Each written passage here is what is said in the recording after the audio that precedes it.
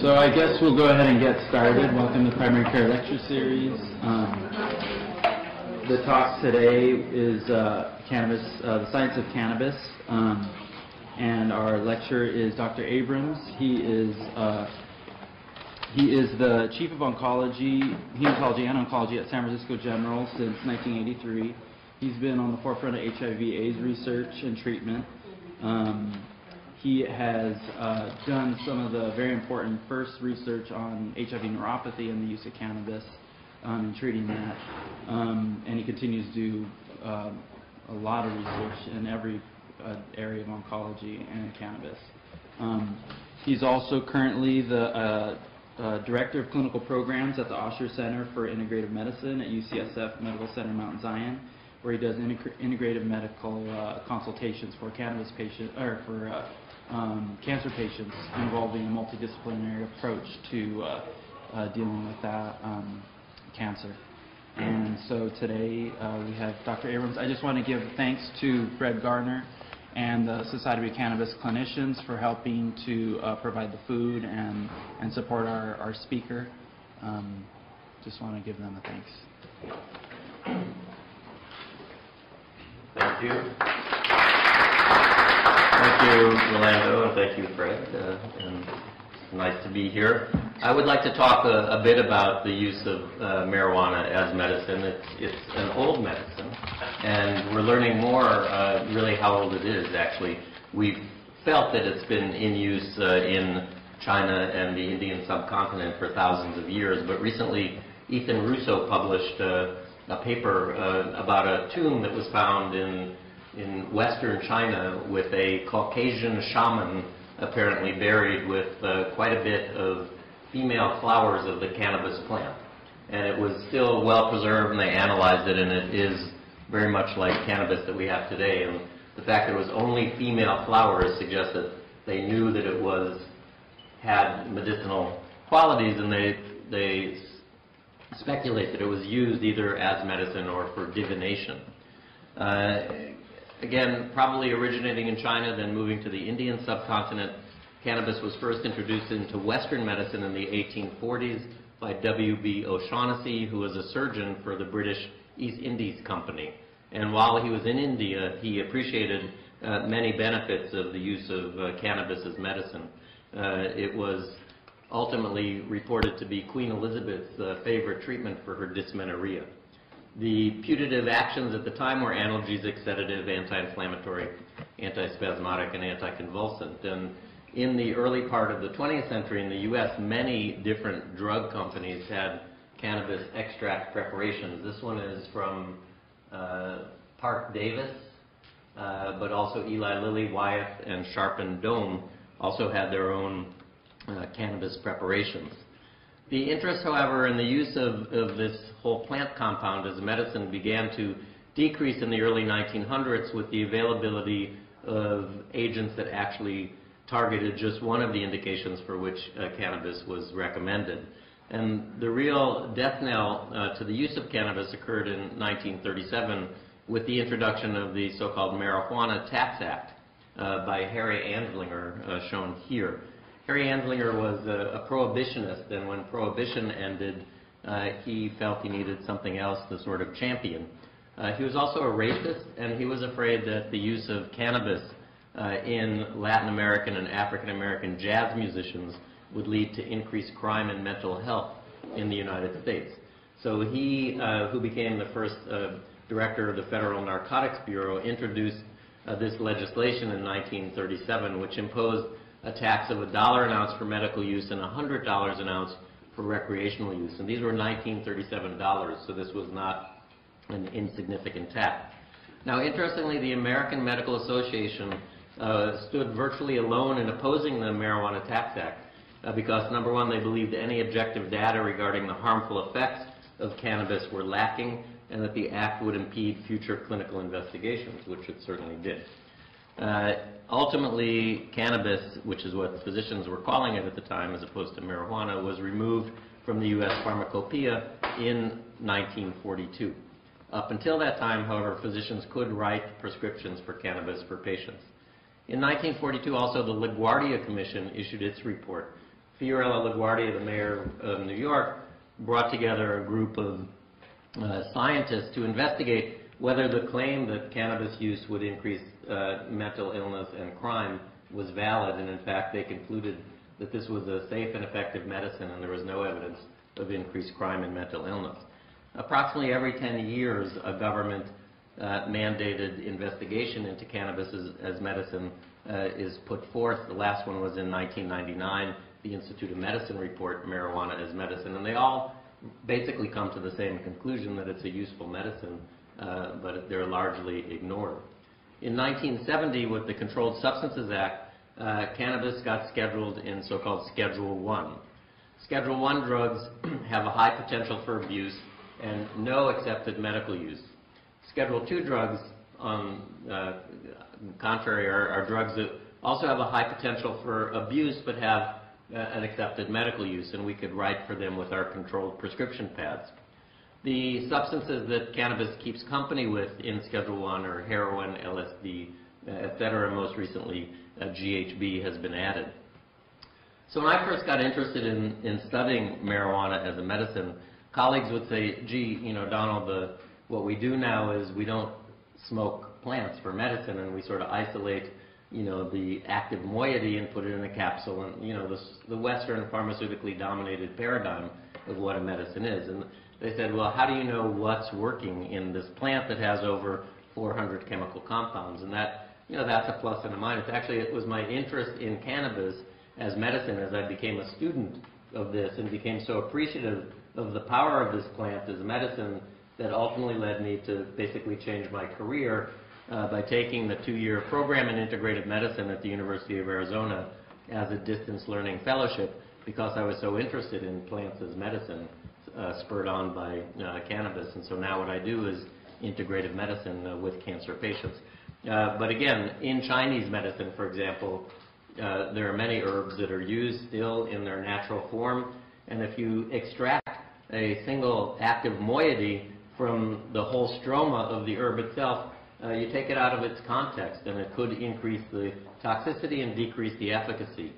So we know that the highest concentration of the bioactive compounds in cannabis is in the resin exuded from flowers of the female plants, and the main psychoactive component is delta-9 THC.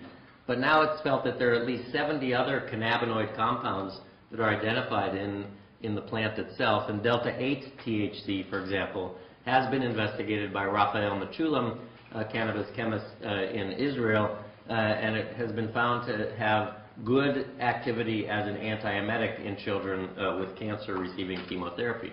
Again, it's not present in our commercial available delta-9 preparation, but it is in the plant. Cannabidiol is something that we'll hear more about as time goes on, as cannabis therapeutics are advanced. But these are just names of some of the other non-delta-9 THC cannabinoids that may be present in the plant. And again, these secondary compounds may enhance the beneficial effects of THC and also reduce some of the adverse effects. Anxiety, the drying, and the immune suppression, if there is any, may be modulated by the other components. And those are just the cannabinoids, but the terpenoids and flavonoids, which are present in the plant, may also have beneficial clinical activities. So over the past 30 years, there has not been a lot of research done on marijuana as medicine because it's been, you know, put in Schedule I, and it's very difficult to do research. But many basic scientists have learned a lot about how cannabis works in the human body, and we now know that there are 2 receptors that have been identified, the CB1 receptor and the CB2. And these are coupled to G proteins and inhibit adenylyl cyclase. The central nervous system responses are predominantly mediated by the CB1 receptor, which has its largest concentration in the basal ganglion and cerebellum. And just to point out that the CB1 receptor is one of those 7 transmembrane receptors that are so important in biological, biochemical, and molecular biology of functioning.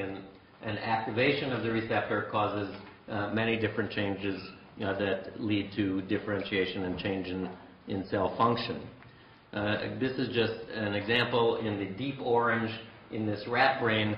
shows the highest concentration of the CB1 receptor. Cannabinoid receptors are present in every animal species down to sponges. And so recently we went to an International Cannabinoid Research Society meeting which suggested cannabinoid receptors may be present in unicellular organisms.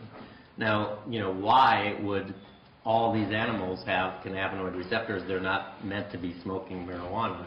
I'll talk about that in a second. Let me just say that the CB2 receptor, I say it's not expressed in the brain, but again, at a recent meeting of the International Cannabinoid Research Society, there is some suggestion that it may be expressed in the brain. But this receptor was originally described in the macrophages in the marginal zone of the spleen, with the highest concentration in the peripheral blood in the B lymphocytes and natural killer cells, suggesting that this receptor may have something to do with immune response. So the receptor, why do all these animals and humans have these receptors? The answer is, like endorphins, we also make our own endogenous cannabinoids called the endocannabinoids. And the first one of these that was identified again by Raphael Mechoulam, the Israeli cannabinoid chemist, was called anandamide, from the Sanskrit word for bliss. And anandamide and the other endocannabinoids, most convincingly 2-AG, those are the two endocannabinoids, they complex with the cannabinoid receptor and then affect change in the cells. So why do we have endocannabinoids? I don't think anybody knows, but the best lay sort of explanation that I've read is by Michael Pollan, who wrote a book called The Botany of Desire. And he describes 4 plants that we think we've mastered, but he suggests that the plants have mastered us to make them better. And he suggests that we have endocannabinoids to help us forget things.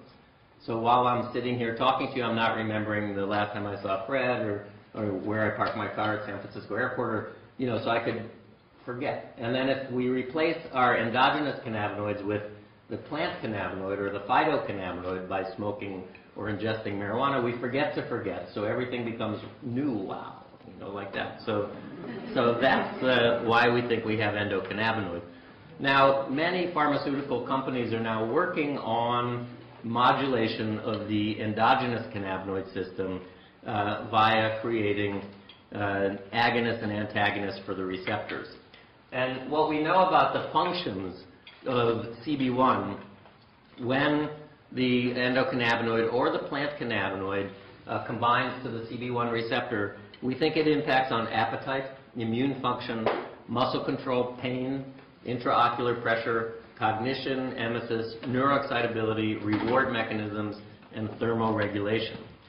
Via the CB2 receptor, again, the receptor that's more commonly seen on cells of the immune system, we think that there may be effects on immune function, cell proliferation, certainly important to me as an oncologist, inflammation, and pain.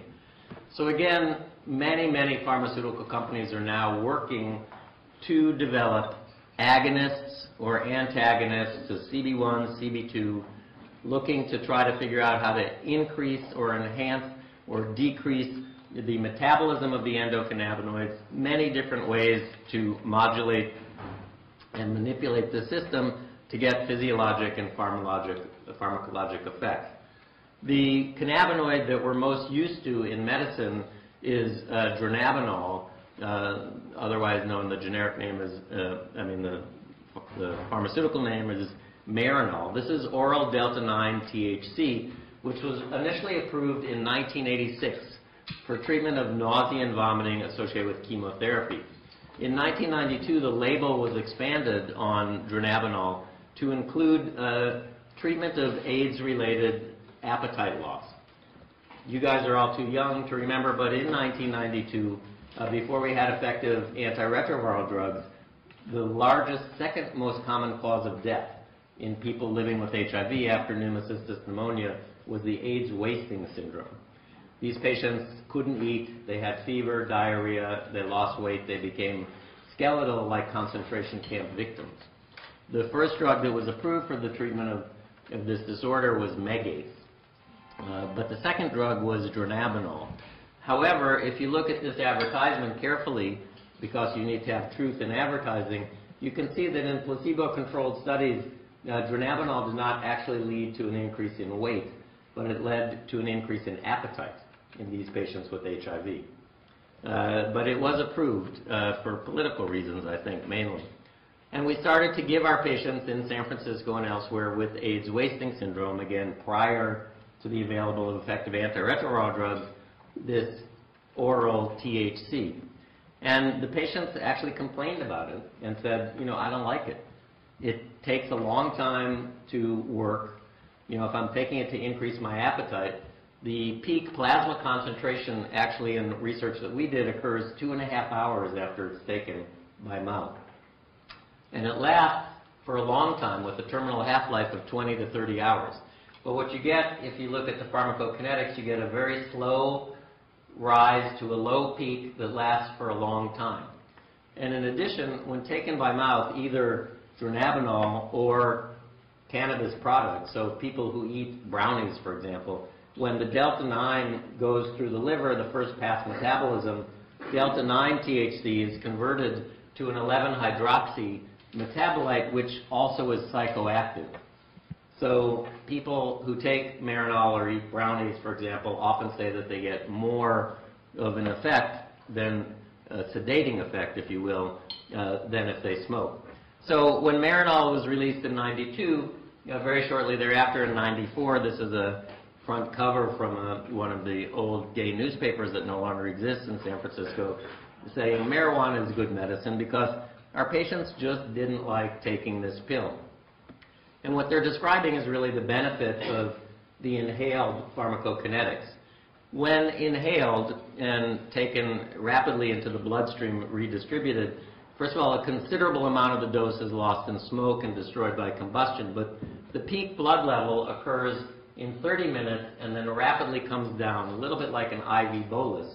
The half-life is shorter, and smaller amounts of this 11-hydroxy psychoactive metabolite are formed. So it is much easier to titrate the effect and much cleaner, if you will, than when taken by mouth.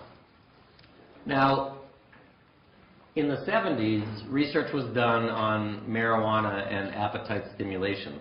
And what they did was they put a group of healthy controls in a room and had them smoke marijuana and gave them access ad lib to food. And they found that marijuana increased caloric intake, mainly in the form of between-meal snacks, fatty foods, and sweets. We called that the munchies in college when I went. But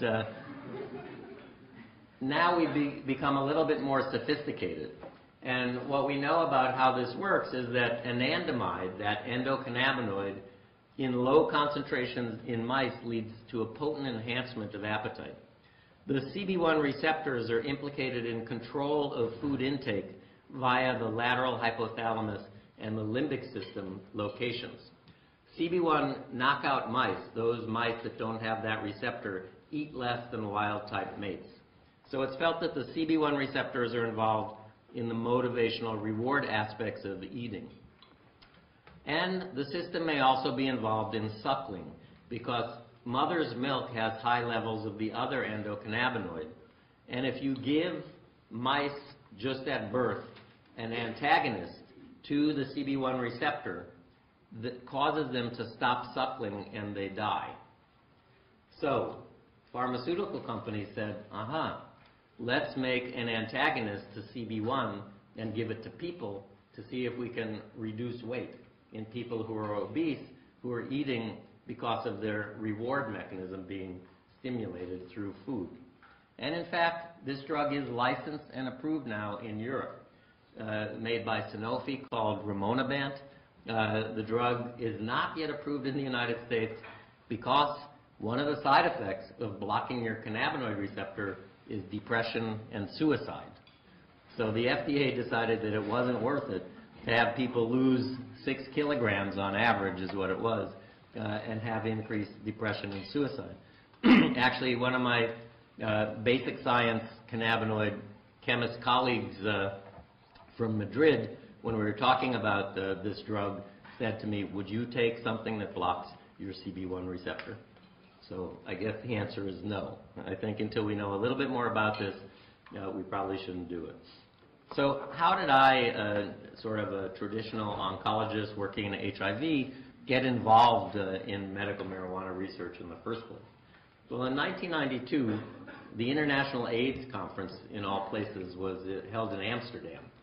And I was in Amsterdam, and I'm not making any disclosures here, but I was in my hotel room looking at CNN, world news headlines, and Mary Rathbun was being arrested. Mary was a 70-ish-year-old woman who was Volunteer of the Year for 2 years in a row at the AIDS clinic at San Francisco General Hospital. She would take our patients to X-ray, drop their prescriptions off in the pharmacy, and she would bake brownies for her kids, as she called them, and she was known as Brownie Mary. And her brownies were spiked. And here I was in Amsterdam looking at Brownie Mary being arrested for baking brownies for AIDS patients in Sonoma County. And when I came back, there was a letter on the desk addressed to the Director of Research in the AIDS program at San Francisco General, which I wasn't, but it found its way to my desk.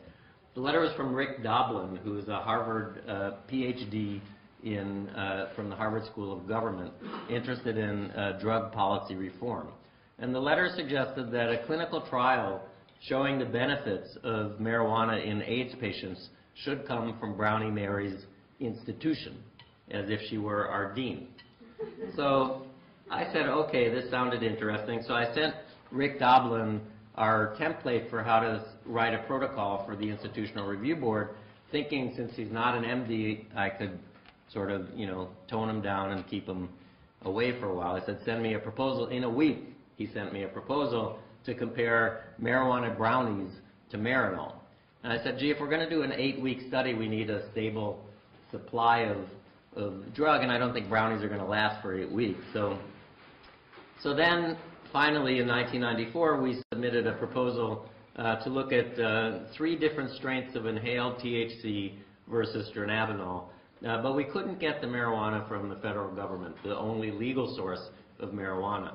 And they didn't think it was a very good study. They weren't happy about us giving marijuana to outpatients. So in '96, we submitted another study to the government saying we're going to do a much more elegant inpatient study in our General Clinical Research Center.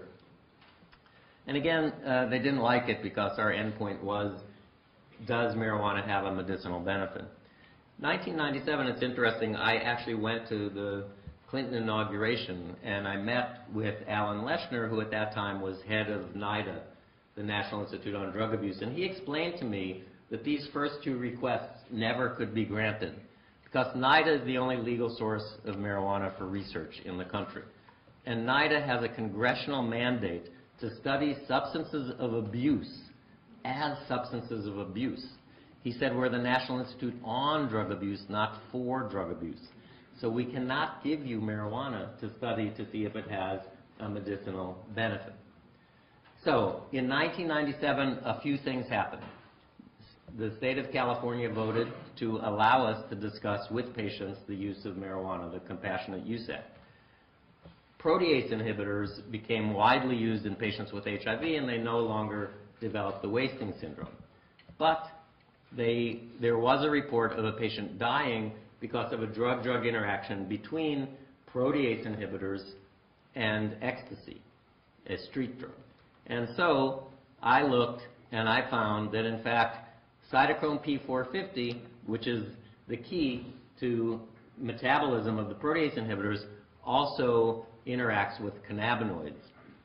So in 1997, understanding that I could not do a study looking at efficacy, I proposed a study looking at the safety of marijuana in patients with HIV taking protease inhibitors to determine whether or not there may be an interaction between cannabis and protease inhibitors that would lead to either a change in the amount of virus in the bloodstream or an interaction between cannabis and the immune system, because there was this suggestion that it's related to the immune system that may lead to a change in the HIV RNA in the bloodstream. This was a 25-day inpatient study in our General Clinical Research Center. We enrolled 67 people, and we ultimately analyzed 62 who completed the study. We had 3 arms. We had a group smoking the government's finest 3.6% THC cigarette 3 times a day, a group that took dronabinol 2.5 milligrams 3 times a day, and a group that took dronabinol placebo. The primary endpoint was change in viral load over 21 days of exposure to the study drug, and you can see that there was no change. Other things we looked at were change in the CD4 cells, the cells, as you know, that become destroyed by HIV. And in a 3-week period, both the marijuana and the dronabinol subjects increased their CD4 cells by about 28 to 29 cells, where in the placebo group, they only increased 1 cell. The difference at 21 days was not statistically significant between 1 and 29, but if we did a so-called repeated measures analysis, where we looked at data that also came on day 7 and 15 and 21, then or 7 and 15, then those differences were statistically significant. The CD8 cytotoxic suppressor cells, which fight viral infections, were clearly increased in the marijuana group compared to placebo, but not in the dronabinol group. And actually, the dronabinol people were interested in using our data to go back to get a different indication for dronabinol, because this study showed that compared to placebo, the dronabinol recipients gained 3.2 kilograms in 21 days, whereas the placebo group gained 1.1, and the marijuana smokers gained 3 kilos. So clearly, the cannabis did lead to weight gain in these patients. The study, however, was not powered for weight gain as an endpoint, so it was too small for them to take. So there's only so much safety studies of cannabis that you can do before you really want to study, does it work for anything? Because the opponents of cannabis still, to this day, say there's no evidence that it has any medical benefit for any condition, hence it remains Schedule I instead of being in any other schedule. Now, you have to think back to the days when California had a surplus in the budget. And Senator John Vasconcellos suggested that $3 million a year for 3 years be put aside to study the medical use of marijuana as a medicine. And established was the University of California Center for Medicinal Cannabis Research, the CMCR, which was basically there to fund clinical trials looking at the effectiveness of smoked marijuana. NIDA worked out a deal that as long as they weren't funding the research, and because they are the only legal source of marijuana, they would provide marijuana for studies that were favorably peer-reviewed and that the CMCR said that they would support. So the first study that our group did, and all of our studies are done at San Francisco General Hospital, which is a hospital very similar to this one, where we do have a general clinical research center and inpatient unit. The study that we did after our safety study, where we demonstrated that we could safely give HIV patients on protease inhibitors cannabis without disrupting their pharmacokinetics or their viral load, we knew that HIV neuropathic pain was difficult to treat. Patients told us that marijuana seemed to have some benefit, and there was some evidence in a preclinical animal model of peripheral neuropathy that cannabis may be effective. The preclinical model is the rat tail, the hot plate test. You put a rat's tail on a hot plate, and how long it can stay there sort of is a marker for neuropathic pain. So they found that rats could keep their tails longer on the hot plate when they're exposed to cannabis. So we decided to do a more human-type traditional study that was ultimately published in Neurology in 2007. This was a randomized placebo-controlled trial of cannabis in patients with painful HIV-associated sensory neuropathy. First, we did a 16-patient pilot study to assess what the magnitude of the effect might be so that we could calculate our sample size, and the required sample size we needed was 50, and you can see that's what we wound up with at the end of the trial. In addition to asking patients in the study how their neuropathic pain was, we felt that we needed to be fairly elegant and also include an experimental pain model. We knew that people that were concerned about the study would say, gee, you can't really blind cannabis. People are going to know whether they're smoking cannabis or placebo, and you're going to have only people who are marijuana activists are going to participate in the study, and they're all going to say if they think they got marijuana that their neuropathic pain is better, and if they think they're getting placebo that it's not. So we did an experimental pain model. Michael Robotham and Corinne Peterson from our Pain Clinical Research Center at UCSF used this model for evaluating opioids. You heat the skin for 30 minutes to 40 degrees Celsius, and it creates a rectangle of erythema, on top of which then you rub capsaicin cream. And this creates an area of hyposthesia and allodynia around this rectangle, which you measure out with the patient looking over here. You use a brush or a foam pad and you ask them where it changes. So it's very much objective and not at all subjective. And we measure before and after smoking the area of hyposthesia and allodynia. So this was a 5-day study that had a 2-day lead-in. Patients needed to have a pain score above 40 out of 100. They came in at 60. After the 2-day lead-in, being off their feet, not doing stuff around their house, their pain dropped a little. But after smoking the cannabis, you can see our endpoint was the percent of patients whose pain is reduced greater than 30%, because my pain colleagues feel that 30% is a good threshold. And you can see that the pain this is the placebo group, and this is the cannabis group, and we had a significant reduction in pain. And these are the also looking at the areas in the experimental pain model. The placebo group didn't change, and the cannabis group did. So we had correlation between the experimental pain model and the patient's chronic neuropathic pain, which led us to conclude then that smoked cannabis is an effective treatment in patients with painful HIV-related peripheral neuropathy, also effective in attenuating the central sensitization produced by standardized experimental pain. And in fact, when we calculated the number needed to treat, the number needed to treat was about 3.6. 3.6 people needed to be treated to get 1 to have a response.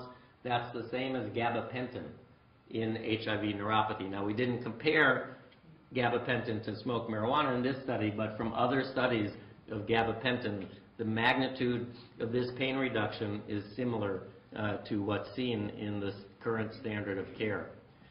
Todd McArea, who just died earlier last year, took all these pictures of old cannabis therapies, and after we published the neuropathy paper in Neurology, he sent me this slide and said, "Thank you for reinventing what we've known for 100 years, that cannabis is useful in neuropathic pains."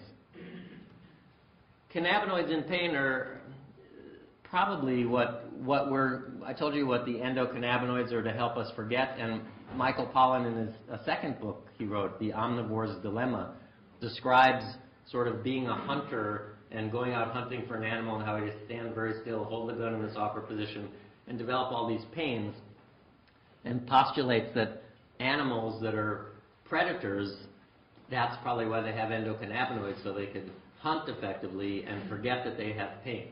So there is this link between the analgesic system and the cannabinoids, and elevated levels of the CB1 receptor, like the opioid receptor, are found in areas of the brain that modulate processing of noxious stimuli. We also think that the CB1 and CB2 agonists have peripheral analgesic actions, and cannabinoids may also have anti-inflammatory effects.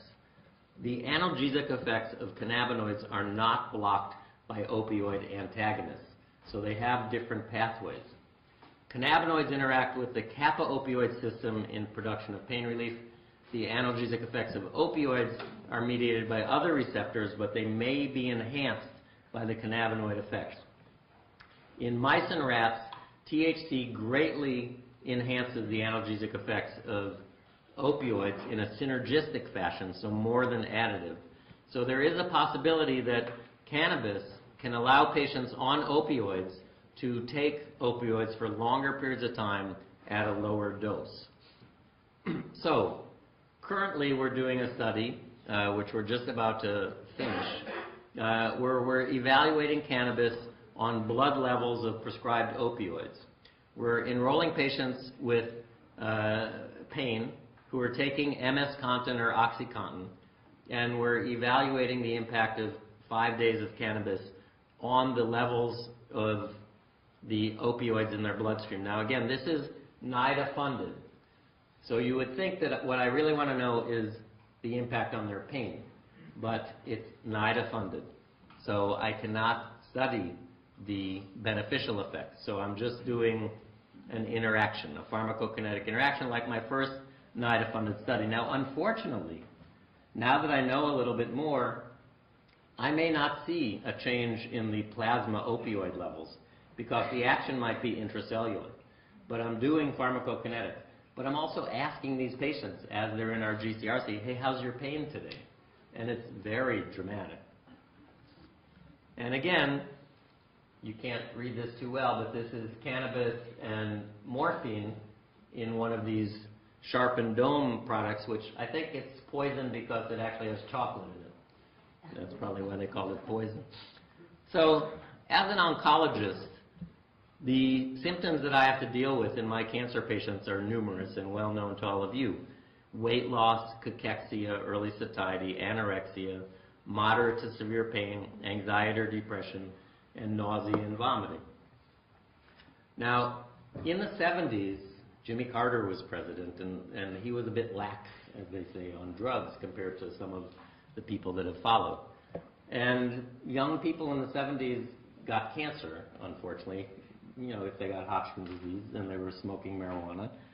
And their oncologists only had compazine to prescribe for nausea. We didn't have what we have today in our armamentarium. And that's how we learned that cannabis is a useful antiemetic for patients taking chemotherapy through anecdote. But in randomized trials, oral THC was found to be better than placebo and equivalent or superior to a compazine. Smoked THC appeared superior to oral. But I think if we had a line up now, we would say that certainly our serotonin antagonists are the most effective. But they don't work for everybody. And so it's good to have other agents in our toolbox. Now, Rick Doblin, who I mentioned earlier, actually published in the Journal of Clinical Oncology in 1991 a survey that he did of members of the American Society of Clinical Oncology, at which time in 1990, 44% had recommended marijuana to at least one patient.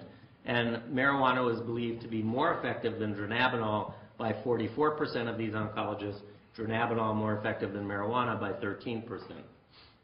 So again, in palliative care, weight loss, anorexia, nausea and vomiting, of the antiemetics, only cannabis also increases appetite. Granisetron does not increase appetite. Ondansetron, metoclopramide, they don't. Moderate to severe pain, anxiety, depression, these are all symptoms. In my work in integrative oncology at the Osher Center, I see mainly patients in consultation who are being cared for by another oncologist, but they say, you know, my oncologist has never mentioned to me that maybe cannabis would be of use. So I find myself writing many letters. And when I go to these marijuana meetings where there's a bunch of basic scientists or people working with animals, they always describe euphoria as an adverse event or a side effect. And, you know, I'm not sure it's an adverse experience, especially for a terminal patient. So a single treatment that increases appetite, decreases nausea and vomiting, relieves pain, improves mood, certainly I believe is a potentially useful tool in palliative medicine. Now, even more importantly, so I have a new book coming out. I won't try to be too gross, but March 9th, Donald Abrams and Andrew Weil's Integrative Oncology will be published by Oxford University Press. And there are 30 chapters, and Andrew wrote the first chapter, Why Integrative Oncology? And I wrote the chapter, Cannabis and Cancer, which follows a huge chapter on botanicals in cancer. And I wrote it with Manuel Guzman, who is the PhD in Madrid that I mentioned, who studies the basic science of cannabinoids and their anti-cancer effect. Because there is an increasing body of preclinical evidence that cannabinoids may have anti-cancer activity. There are also antioxidants and anti-inflammatory agents in the plant, the terpenoids and flavonoids. There's a suggestion that there's anti-tumor activity by way of the cannabinoid receptors inducing apoptosis and impairing tumor vascularization. Skin tumors and gliomas seem responsive in animal models, but actually, if you give nude mice tumor xenografts, cannabinoid curbs the growth of lung cancer, thyroid, lymphoma, skin cancer, and gliomas. So again, it's preclinical, but it's very exciting. Cannabinoids appear to induce apoptosis in the gliomas. Cannabinoid administration in mouse models differentiates tumor vascular hyperplasia, so it's probably associated with reduced expression of VEGF and VEGF receptors, which is what Avastin or bevacizumab is doing. Cannabinoids also appear to decrease the activity of matrix metalloprotein 2, which regulates the invasiveness of tumors and their tendency to metastasize. So, you know, this research was originally done in the United States in the 70s, but has been, nobody gets funded to do it anymore, so this research is all being done in Italy and Spain, and they are at the forefront. What about the safety of cannabis? People are concerned. There have never been a death reported from an overdose of cannabis. It's estimated that one would have to smoke 800 cigarettes. I think it's in 15 minutes to kill, and death would be secondary to carbon monoxide and not cannabinoids. By comparison, it would take 300 mLs of vodka or 60 milligrams of nicotine to produce a lethal effect. And the reason that there aren't any overdoses is because, unlike opioid receptors, the brainstem, which regulates respiration and other vital function, does not have cannabinoid receptors. They're in the cerebellum and the limbic system. The addictive potential and minor withdrawal syndrome of cannabis are less than or equal to caffeine. And then we worry about the risk of cancer. Donald Tashkin at UCLA has made his career for the past 40 years studying pulmonary side effects of cannabis. He shows that alveolar macrophages get black and that patients may be at risk for chronic bronchitis. He also shows that cigarette smokers who smoke cannabis have a reduced risk of COPD. He finally published his shocking pièce de résistance. I don't think this is the effect that they were expecting. They looked at 1,263 aerodigestive malignancies, so head and neck and lung cancer in the Los Angeles basin. So you always have your confounding smog here as an issue. But they did a case control study, and they found that people who were regular cannabis smokers had a 26% reduced risk of lung cancer compared to people who don't smoke. How is it possible? Anti-inflammatory, antioxidant, and the anti-tumor effects. Telling people that would be like saying that the Earth is a triangle. Had there not been 2 prior studies that supported it or made it less shocking to me. Number one was the government's NTP, National Toxicology Program, did a study in rats and mice where they fed them increasing dosages of THC via gavage and sacrificed them after 2 years. What they found was that the animals, in a dose-dependent fashion, that got the higher dosages lived longer and had fewer tumors, both benign and malignant, than the animals who didn't. One of my medical school classmates, Steve Sidney from Kaiser, Northern California, looked at Kaiser Permanente enrollees and divided them into 4 different groups. Never smoked cannabis or tobacco, only cannabis, or both. And these were men aged 29 to 44, and they were followed for 10 years, 5,000 people in each of those 4 cells. So you have 50,000 patient years of follow-up in each of those 4 cells. In the group that never smoked, at the end of 10 years, there were 2 cases of lung cancer. In the group that smoked tobacco, with or without cannabis, there were a 13-fold increase in the risk of lung cancer. In the group that only smoked cannabis, there were no cases. So the control group that didn't smoke anything had 2 cases. The other group had no cases. Intriguing. The Institute of Medicine, as I mentioned in their last report, said that the accumulated data indicate a potential therapeutic value for cannabinoid drugs in pain relief, control of nausea and vomiting, and appetite stimulation. And they say the effects of THC are best established. Well, that's because they don't let you study the effects of marijuana. And they say that the effects of cannabinoids are generally modest. Usually there are more effective medications. Just like I mentioned, as an antiemetic, you know, I prefer, God forbid, to have granisetron or ondansetron. But I believe it was Melissa Etheridge who just was treated for breast cancer and said she never could have gotten through her chemotherapy without having the availability of marijuana. So the Institute of Medicine report said the goal of clinical trials of smoked marijuana would not be to develop it as a licensed drug, but as a first step towards the development of non-smoked rapid onset cannabinoid delivery systems. So they recommend clinical trials of cannabinoid drugs with the goals of developing a rapid onset, reliable, and safe delivery system. So this led to another study that we did, funded by the Center for Medicinal Cannabis Research, investigating the so-called volcano vaporizer. The device was the product of a German medical device manufacturer. It's basically a heating element and a fan, and this is a turkey roasting bag, which is put on the end of this one-way valve. The cannabis is put on top of this chamber, and the fan inflates the bag with cannabis vapors. So instead of combusting plant material, what we're doing is vaporizing it and collecting the vapors in the bag. So it's felt that the vapors are cooler, purer, and probably less toxic than smoke. So we did the easiest study I have ever done in my life to enroll 25 to 40-year-old healthy cannabis smokers. And they were admitted to our GCRC for 6 days, and they got $500.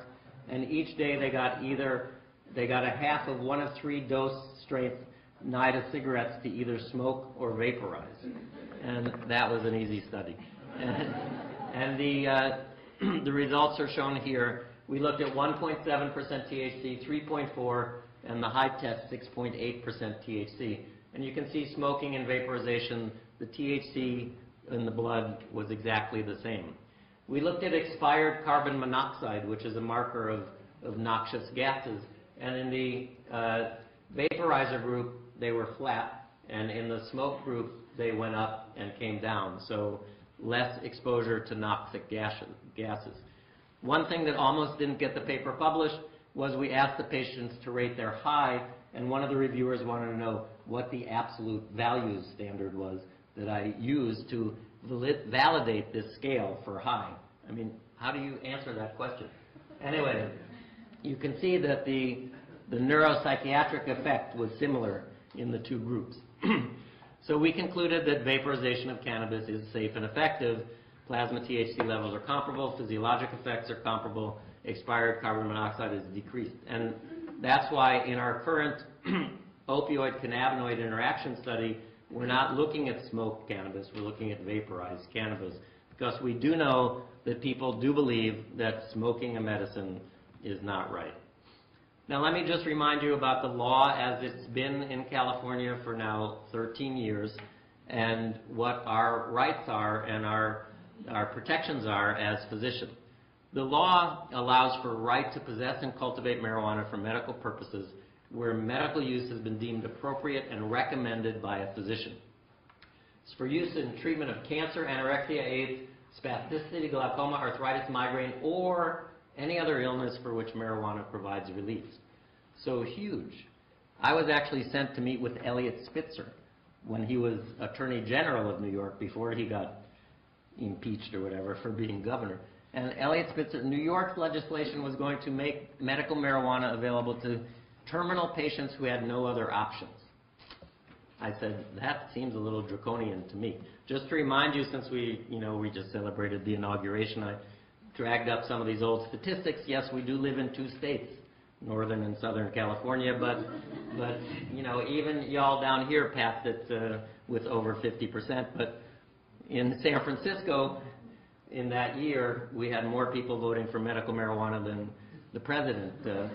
However, this year, Obama had 84% of San Francisco. So the Medical Board of California, in their action report, said the intent of the board at this time is to reassure physicians that if they use the same proper care in recommending medical marijuana to their patients as they would any other medication or treatment, their activity will be viewed by the medical board just as any other appropriate medical intervention.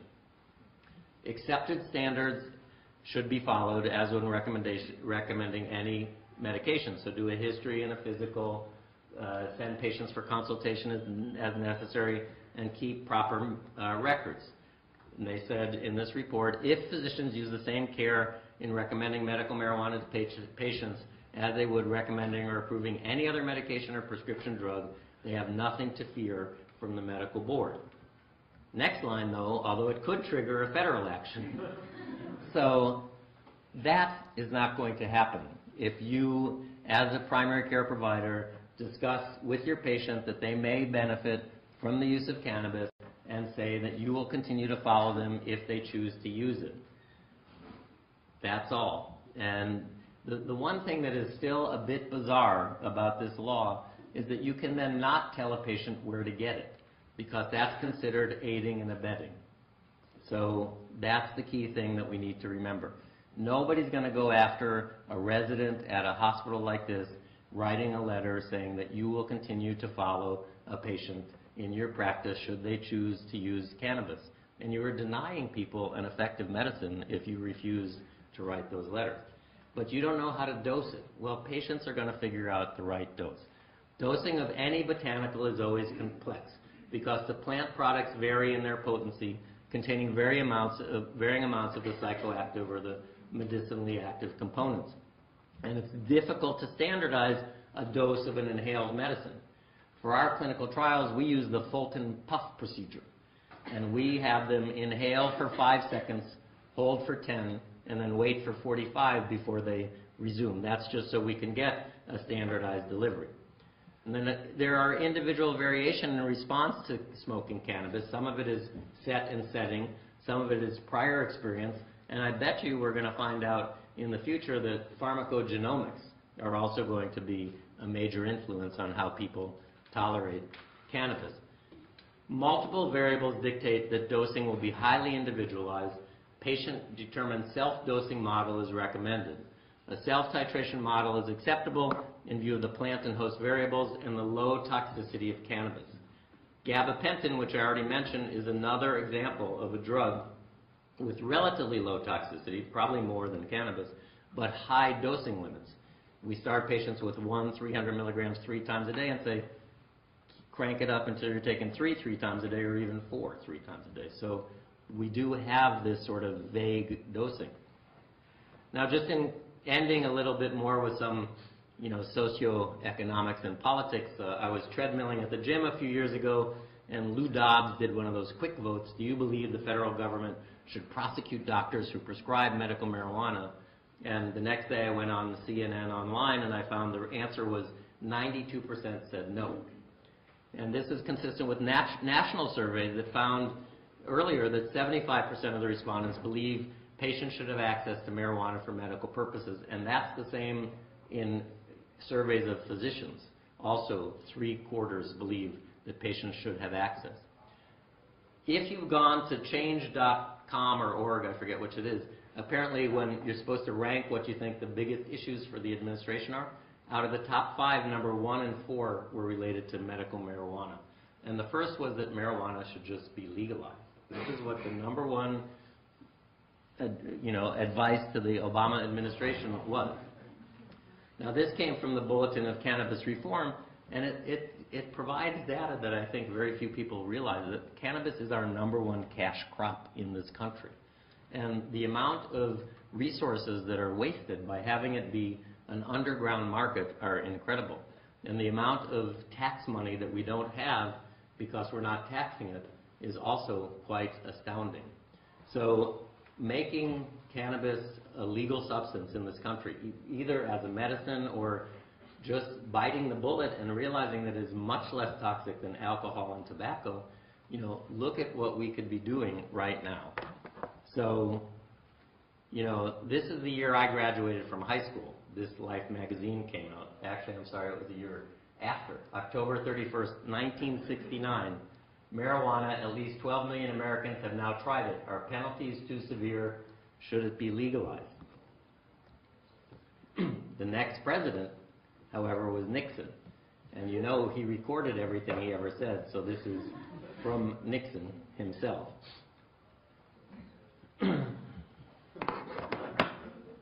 My reason for continuing to be involved in the study of medical marijuana is I believe that the history of medicine suggests that in these days of genomic medicine and nanotechnology, that really, to be grounded, we do need to return to our roots.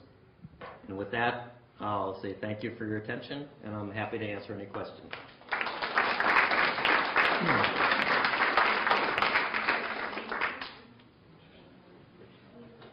Question? Nothing. Yes. Thank you. Yes? Are there any problems with tolerance, the same way that people increase their tolerance to opiates? People who chronically smoke tend to need to smoke more to get an effect. I would say yes. Yes? Are there any studies out showing drug interactions with prescription medications and cannabis? Is there much out there? I haven't been able to find it. Yeah, well, I mean, I did the one on protease inhibitors, and we're doing the one on opioids now. But there's really a disincentive for people to study cannabis because it's very hard to do. And even if you do an elegant, nice study, it's very hard to get it published. So number one is getting the cannabis. Number two is designing it so that it's a doable study. And number three is getting it published. But, there are others besides ours that are out there. What particular drug are you thinking of? Yeah. I did ask that question. Yeah. I doubt that there would be any significant interaction personally. Yes. Are there any samples of letters that doctors can write for, to have them charged for medical? Yeah, I'd be happy to, send one to Orlando if you wanted to, just the one I used. Never got me in trouble.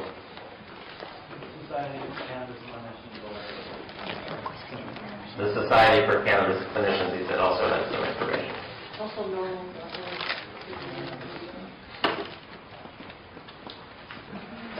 Good. All right. Happy New Year, Administration.